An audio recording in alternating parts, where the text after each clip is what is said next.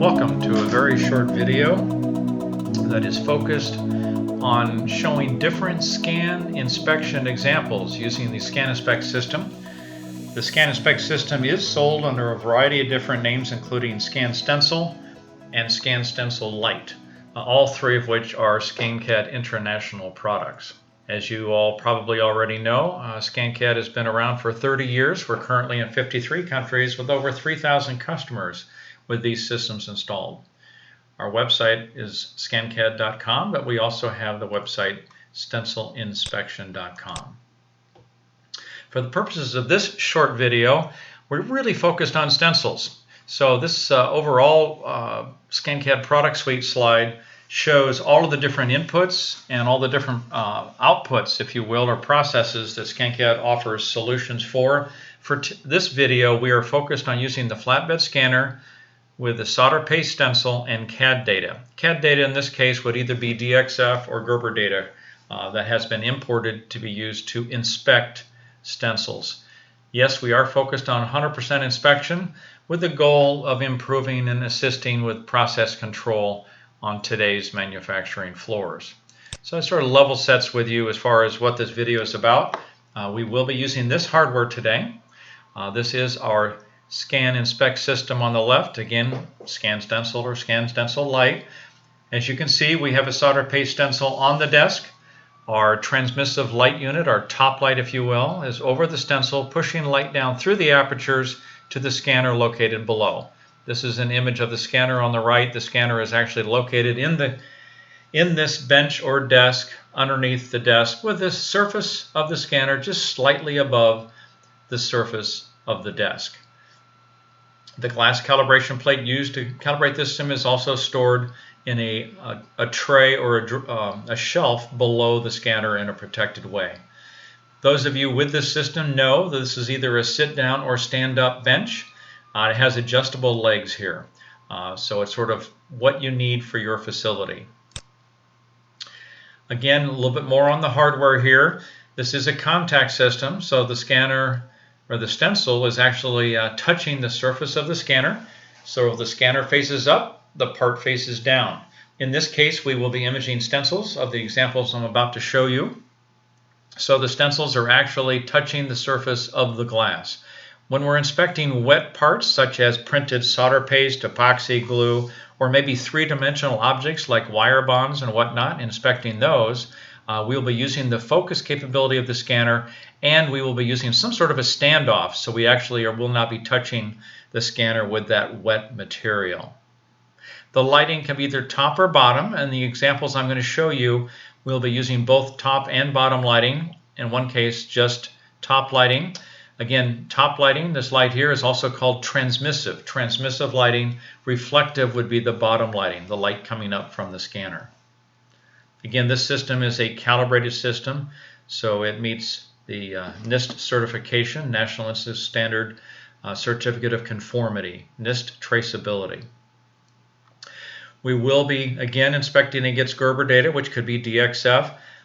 Today, I won't be in these examples showing you inspecting against golden parts, but that certainly is possible. The standard inspection process for a stencil takes approximately 5 minutes, and this is when every inspection is a new part number. So if you're bringing new part numbers to this system, it takes approximately 5 minutes for an average inspection.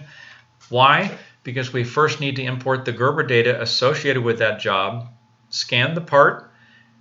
If we are using reflective lighting, we will be color separating. In other words, we'll be extracting the parts of the image that we would like to inspect, and I have one example of that today with a step etch stencil. We will then overlay and align the image. In many cases, we can use the automated functions of the system if the Gerber data and the scanned image are the same size. We then perform an inspection, review any errors, and create a certificate. This report can be a paper report, a digital report. It also can be output in data that's compatible with Excel or your statistical process control system. So again, this is if every inspection is a new part. There is another video that will show our advanced functions, which if you have more than one part number being inspected, then you would simply use the scan and inspect same part again. So it eliminates the need to import Gerber data. It eliminates several steps in this process, so we can even reduce the average inspection time to below 5 minutes. By the way, this 5-minute average inspection time is measured by our customers with typical stencils in the field. Certainly there are stencils that take much longer than 5 minutes to inspect, extremely large stencils or stencils with very large aperture counts, of which I have one here that I'll be inspecting for you in a couple of minutes that has 340,000 apertures. So that does take longer than 5 minutes. All right, we're going to start with a simple stencil here. Again, this is the ScanCAD software if you were to come in to work.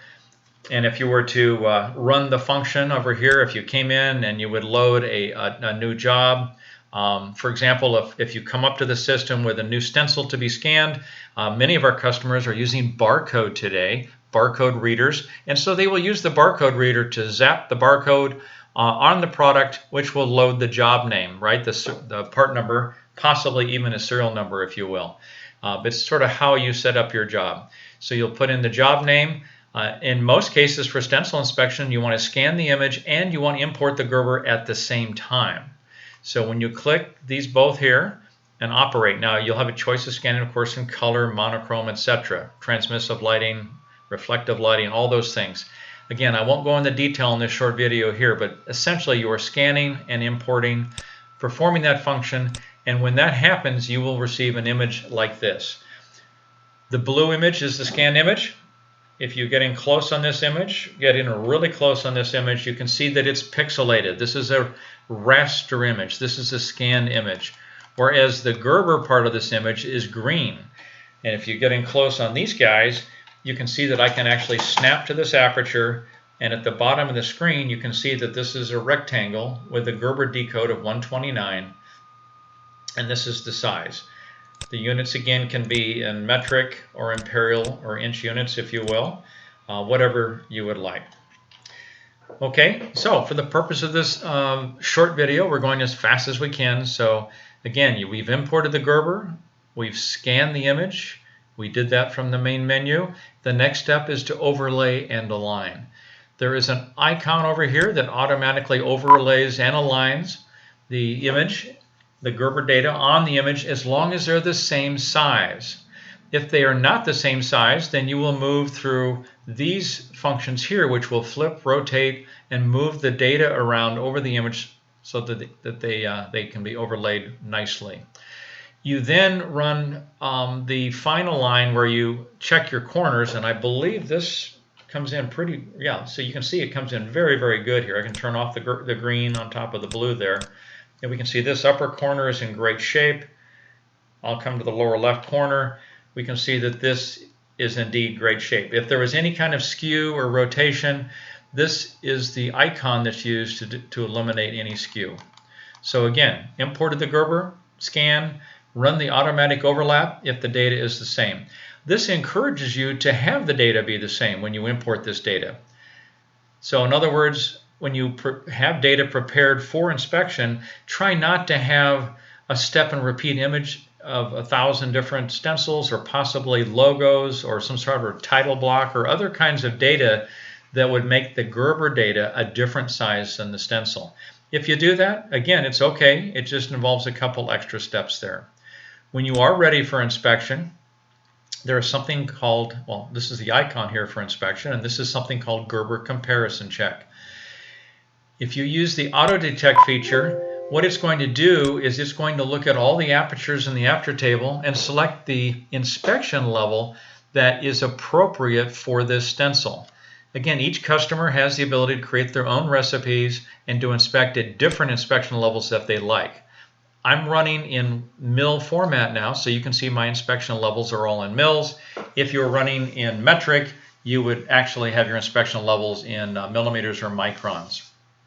In this particular case, it auto-detected at the 4 mil level, okay? And we'll go ahead and perform an inspection.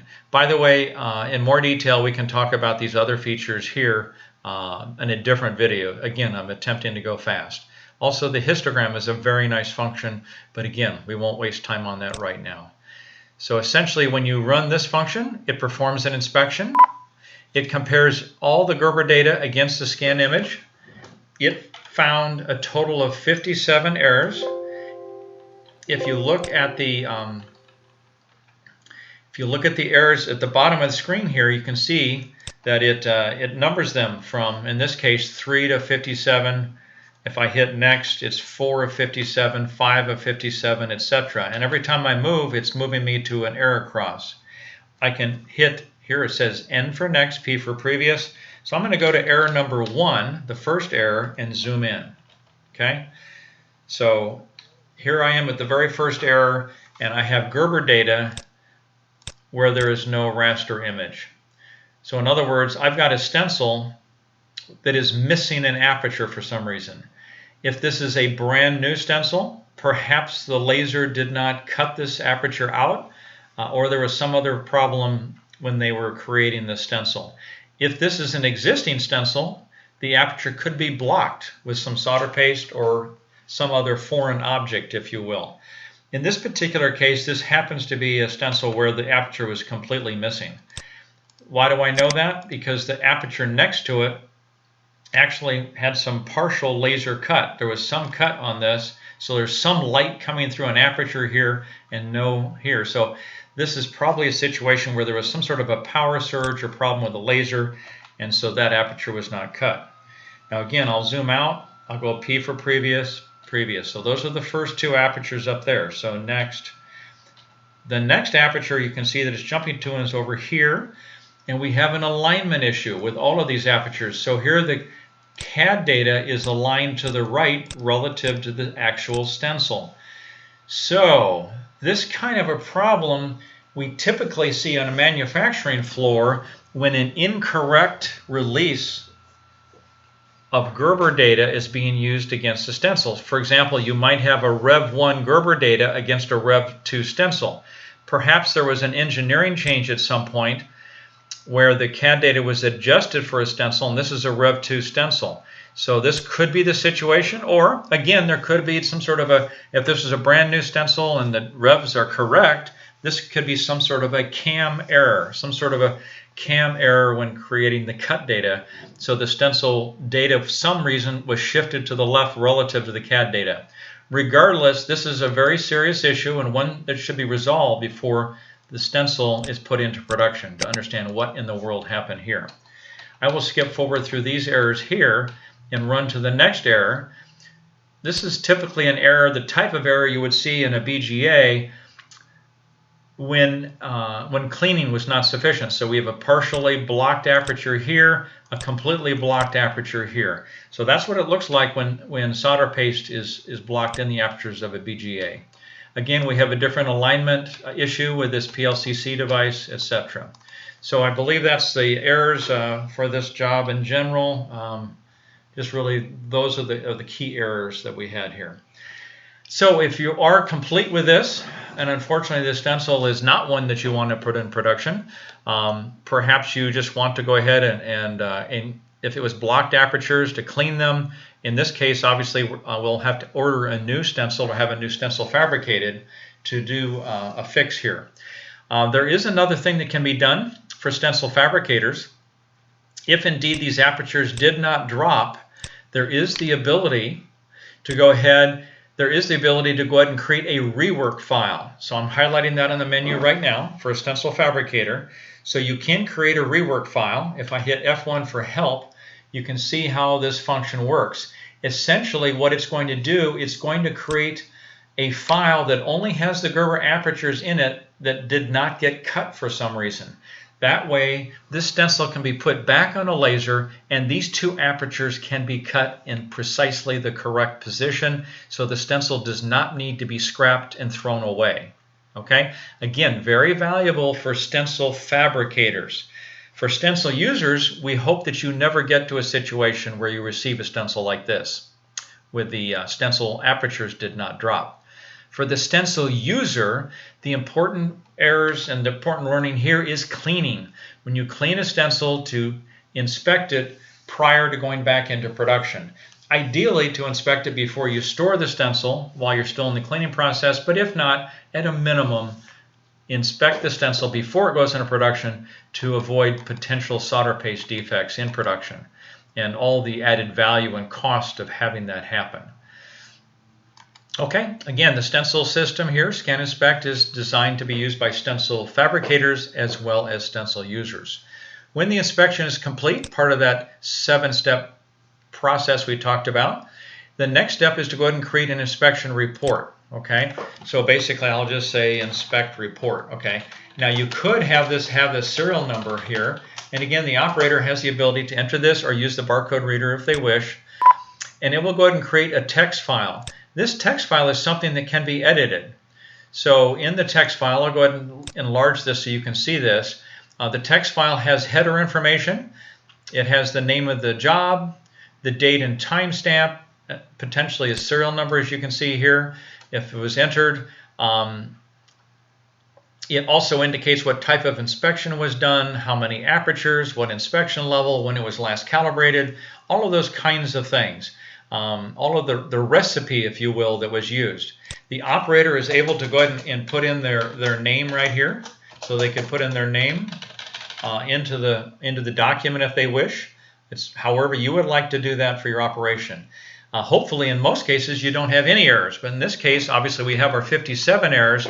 And you can see they're in a comma-separated format with the header information above that permits you to import this into Excel or your statistical process control system so you can have this as part of your internal processes for your facility. Okay, so that is the text document that we have output. At the time of doing this, you also have the ability, if you wish, to go ahead and print, and I'll go ahead and print this to a PDF document, but you have the ability to go ahead and print an image, and again, I'll just call this Inspect Doc again, or Inspect Stencil. You can print, and when you print, you have the choice of outputting a raster image, the image here with error crosses, and we can go ahead and print this one-to-one if you will, or obviously you can reduce it or enlarge it as you wish. It's a function of the stencil you're working with. And this will go ahead and print an image of the stencil, so this can be used again by a rework station or other type of a situation. Okay. I would like to also share that there is another way to handle your errors as well, is that you can also export errors in a color document with boxes if the stencil was scanned in color. And I'll show that to you when we do the color stencil here in a couple of minutes. So there you have it. We've gone through this process. We imported the Gerber, scanned the board, overlaid and aligned the data, ran the inspection, looked at the errors, and printed an output document. Again, the process here is typically 5 minutes, and that is the process we just went through for this stencil. Okay, right down to creating the certificate report, and also all of that data has now been saved for traceability and for your QC department, maybe your monthly or weekly meetings and that type of thing. Okay, let's go now and look at some other stencils, and we'll even go faster now as we move through this. We'll go ahead and quit out of here. And of course, you want to save all the data you did, so you simply would say yes normally. In my case, since this is just a video, I am not saving the data, but you would normally save that and it would be archived. Okay? Let's go ahead now and move over to a more interesting stencil. I mentioned that we would do a Wafer Bump stencil. This one is the one that has over 340,000 apertures. Actually, at the bottom of the screen, you can see 342,605 apertures. And if I get in close a little bit, you can see that we have a huge number of apertures here. And if I just snap to one, at the bottom of the screen, we can see that these are 3 mil apertures, or going to metric, 76 micron apertures. 342,000 of those. Now, as I zoom out, you can see there's a lot of apertures here. If we wanted to run the same inspection function, the Gerber comparison check. We could do that again and run through these. I'm going to go ahead and use a different inspection function. Again, part of this is showing you that with the ScanINSPECT system, there are many different inspection functions. Gerber comparison check is the one most of our customers are using. In the case of wafer bump stencils, or stencils that have over 100,000 apertures, and again, we do have masks that we are inspecting that have over 1 million apertures, in some cases over 2 million apertures, especially with our Japanese customers who are inspecting those masks that are used on smartphones. So again, essentially it's just like a stencil, but instead of printing solder paste, they're using this as a mask for smartphones. For those situations, we have something called small aperture check. Again, I'm going to hit F1 here, just to show you that there's a definition of the small aperture check, and this context-sensitive help is available throughout the software, talking about every function here. So any place you are in here, you can go ahead and hit that for assistance. But if we go ahead and select this, we have a different kind of inspection. Instead of searching for aperture or errors that are 1 mil or 2 mil or 5 mil or 100 micron or 200 micron, we're now looking for defects in a different way, from very fine to very coarse. Again, I'm not going to spend much time on this, but just know that it's just a different inspection capability. And one of the reasons we do that is that it, in the case of wafer bump stencils, it really speeds up the inspection process. So you can see we just inspected 340,000 apertures literally in just a few seconds. Okay, there were 130 errors. If I zoom in and hit that previous, and the next and the previous, and so we'll just go to that first error. I'll turn off the CAD data and get in very close so we can see what's going on. Now in this case, just to let you know, this is a real live customer example, this wafer bump stencil. This stencil at the time of fabrication inspected perfectly. It's a good stencil. It was a good stencil. It was used in production, and it's going through a cleaning process. And during the cleaning process of these 342,000 apertures, some of the apertures still have solder paste in them. So this one here, the next aperture, and you can see there's a little bit of light coming through. This next one, completely blocked, completely blocked, completely blocked. And yes, right here, you can see we have some coming through with a little bit of blockage here. So, and by the way, this is someone had inspected the stencil previously, and they inspected in window. So they were just looking in this one specific area.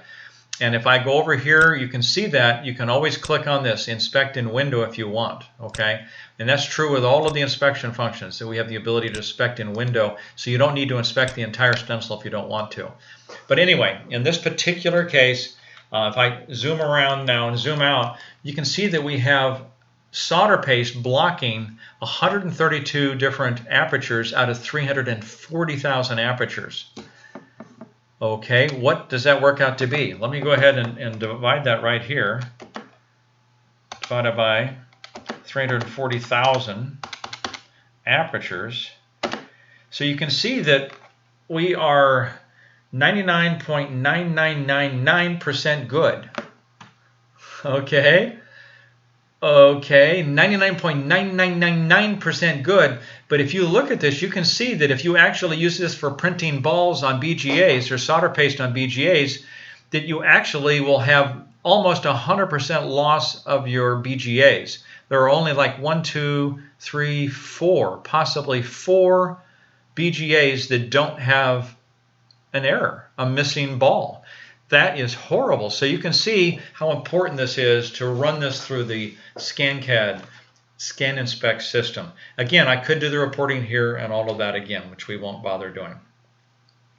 Let's do another example. We're going to I have a second wafer, but I'll tell you what, let's just move forward for the for the ability to move fast here. We have a sample stencil that has a step edge feature. Okay, a step edge feature. So what I'm sharing with you here now is let's go back to the PowerPoint just for a second. So you can see, import the Gerber, scan the part. If we're scanning in color, we need to color separate the features to the features that are to be inspected. only if it's a color scan. If I'm using that transmissive light and not reflective light, they're light from behind, then I just put light through the apertures. I'm scanning in monochrome and I don't need to do this. In the case of scanning in color, which I need to do if I want to inspect stepped features on a stencil. So if we come over here and let's go ahead and look at this stencil, very simple little stencil. And you can see here that they have a feature. Let me turn off the color separation. So if you were to scan this, you can see here that we have and those of you who've been trained on color separation, by the way, you'll see here that we actually, you can see the little pixels in the window here from where the color separation was done. So we were grabbing the pixels that we wanted and the pixels that we don't want. Again, I'm not talking about color separation now for this short video, but for those of you who've been trained on color separation in ScanCAD, you know that it's a very simple process saying this is the color I want, this is the color I don't want. In this case, I want to inspect the step etch feature and I want to inspect the cut feature here. So what we've done is we've color separated, so we now have the stencil openings we want to inspect, and we have the step etch feature we want to inspect. So just like before, we will put the CAD data on top. So just like before, we import the Gerber, we scan the image in color, we have that extra step of color separation, right, where we color separate the image. And by the way, I should share with you that most customers go ahead and store that as a stored color separation. So when they scan this type of stencil, they just load the color separation. I'll show that to you up here, color separation. They would load the color separation that matches this stencil type, this type of metal, okay? So if you're using a certain kind of stainless with a step etch, then you just run with that. If you also in your facility are using some sort of a plastic stencil, you will have a different color separation for that. So if we just perform our stencil inspection again, comparing the Gerber against the CAD data, we see right away we have some errors. If I turn off the Gerber data here for a second, we can see we have 2 errors here. So what has happened is that there are supposed to be 3 step etch fiducials here, but there's only 2, or only 1 actually. So here's the Gerber data, and there's no feature there. I can turn the color image on, and you can see that we do not have a step there, and we do not have a step here. So clearly this is a stencil that should not go into production or should not be shipped to the customer. Again, you can report the output, etc. Again, we could create a rework file, and this could go over into the, put back into the machine to have these etched features taken care of. Okay, so I'm going to go ahead and quit out of here, and we're now going to show one other example for this video. It's something we do recommend, and that is just like before, when you perform your inspection, we go through this process, we will overlay the Gerber data, we run through the process of inspecting. Go ahead and inspect this, and we can see if there are any errors. Just a standard stencil.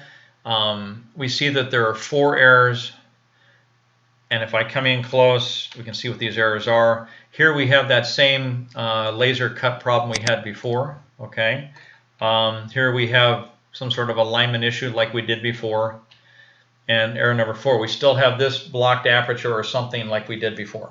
So you're all used to this. Okay, well, what's different about this inspection is that we have the ability to also add a second Gerber layer. So I'm going to turn off the scanned image, right? This blue image I can turn off at the bottom of the screen.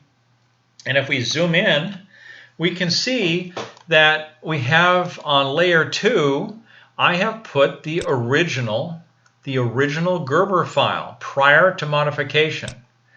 So you have this ability both as a stencil fabricator and a stencil user to perform an extra inspection, if you want, that will compare the 2 different Gerber files. And we have the benefit, if we want, of actually having the stencil in the background as well. So this is much more powerful than just using a CAM package. We actually have the stencil in the background as well as the 2 Gerber files. That is done under the inspection menu. It's one of the 15 or more different inspection capabilities we have, and that's to do a Gerber to Gerber check. So just like before, you have the ability to inspect at many different levels. Now in this case, remember your data has been modified. So for example, if I inspected the 4 mil level, we see that we have over 9,000 errors. Practically every aperture on the board has violated the 4 mil threshold. Why? Because the Gerber data has been modified, right? Has been modified to make the stencil. The actual stencil cut file has modifications where they're actually smaller.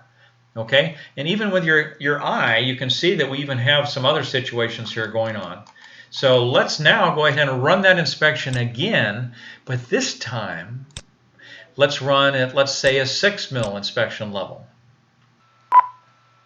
Okay, so what we have is we have a situation where the data, we have cut data that somehow got modified, so the stencil data does not have that. Now if I put on the raster image, we also see that didn't get cut on the raster either. But anyway, we have a situation here where it didn't get in the cut data, therefore obviously it did not get into the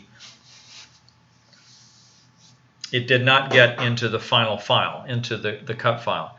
That is a serious problem when you have a modification like that where an aperture is dropped. There are other situations here where there may be the modification was okay or not. This was a situation where the Gerber data was reduced a lot, and perhaps that is just fine. Okay, so there you have that, and that's it. Those are the errors that we have here. And what we've done today is just given you a few different stencil examples, a short video just on stencil examples. There will be other videos. We will do the same kind of thing for emulsion screens. We will do it for inspecting adhesive, epoxy, glue. We'll do the same thing for LTCC and aluminum or alumina type ceramic print inspections, etc. Also printed solder paste, printed epoxy, printed glue. So the idea of this video is just to have a video that's targeted towards someone who is inspecting stencils. Since you are interested in stencils, we will bring up this SMT magazine article, which is relating a huge benefit of using ScanINSPECT to make sure that the stencil is going to match the PCB before you make the stencil. So we recommend you take a look at this. Just by doing this, we have this Motorola study, published study from 2006, an old study, but nevertheless very powerful, showing that if you modify the stencil data to match the board before you make the stencil, you can receive a 43% reduction in solder paste defects. We have a customer just a few weeks ago, summer of 2020, that is doing, we have many customers doing this, but they related numbers to us where they not only were reducing their solder paste defects in a huge way, but also all of their tombstoning and other issues have been dropped dramatically by doing that. This is a graph showing that benefit from the Motorola study, just by modifying the stencil data to match the job lot of board. Again, can ScanCAD do that? Absolutely yes. Your ScanINSPECT system has the ability to do that. We have a variety of options that can help with that and many other things, but just letting you know that that's a different video that you can look up if you'd like, where we actually make that adjustment to achieve those 43% reduction in solder paste defects. For the purposes of this video, there are 3 different options I'd like to talk to you about just a little bit before we close out. The first is the transmissive lighting option. This is the option that is really recommended for those wafer bump stencils or for that mask inspection where you have hundreds of thousands, if not millions of apertures. This is a transmissive lighting option. We have 2 different ones. There is a clamshell option. This one is primarily being used by our Japanese customers at this time. There are many units in Japan, and these guys, again, are inspecting apertures that are smaller than 50 micron. It's my understanding they're below 20 micron apertures, and they are using this. We also are detecting pinholes less than 12 micron and even down to 5 micron now pinholes using this transmissive lighting option. This is, as it says, no competition. It's a really unique offering from ScanCAD International. In the case of the other lighting option, the one that was used for the wafer bump stencil you just saw, we have a less expensive transmissive lighting option called the TLP3.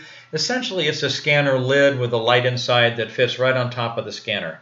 It allows you to turn the light on and off, everything under software control inside the ScanCAD software. Great solution. It works very well for those types of stencils that can fit on an A3 scanner. If it's a larger part, then the clamshell is a better offering. Another thing I wanted to share with everybody for ScanINSPECT is if you have a higher volume operation where throughput is very important, we have a product called ScanSolo. ScanSolo. So instead of buying maybe 10 different ScanINSPECT systems, you could actually purchase, well, you still may want to purchase 10 of the ScanSolos, but you don't have to buy 10 of the ScanINSPECT systems, because the scanning part of the 5 minutes is the biggest part, okay? You can see how fast it is for me to do the inspections in front of you. So really what we're waiting for is the image capture. It's capturing the image of the stencil. That is the slowest part, especially for very high resolution situations like those Japanese customers or people doing wafer bump stencils. Those machines are being run in clean room environments today. They are using ScanSolo today with the clamshell, and essentially each machine is scanning the board. So they're all scanning in different parts of the facility, and that data is now going over to an inspect module. There's a ScanSolo scan module that does the scanning.